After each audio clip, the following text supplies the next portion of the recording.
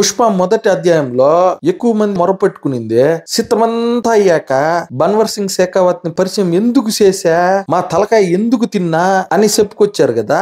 దానిని ఒక విధంగా సరిదిద్దుకున్నారు. ట్రైలర్ విశ్లేషణలో నేను చెప్పినట్లు జగపతి బాబుని ఒక జాతీయ ప్రభుత్వంలో మంత్రిగా, అలానే ఇంకొక పాత్రను ముందుగానే పరిచయం మనకు అలానే పుష్పకు చేసిల్లా వారితో ద్వితీయ సంఘర్షణ, ఆ సంఘర్షణను ఆధారంగా చేసుకుని ప్రధాన సంఘర్షణ తీరేందుకు ముడిపెట్టిన విధానం అబ్బో ఎంత బాగా ఆలోచించి కథనాన్ని అల్లాడు సుకుమార. ఇంకో విధంగా ఆ పొరపాటును కొనసాగించారు కూడా. అది పుష్ప ఆవిష్కరణ కోసం జపాన్ సన్నివేశం పెట్టడం కావాలని అదేదో కళ అనిపించేలా చేసి ప్రపంచక సాంఘిక మాధ్యమాల్లో ఏదో చర్చ జరుగుతుందని ఆశపడి చేశారా, లేక మూడో అధ్యాయానికి ముడిపెట్టడానికి పెట్టిందా అని ఒక తికమకనైతే పెట్టారనుకో అనవసరం అనిపించిల్లా.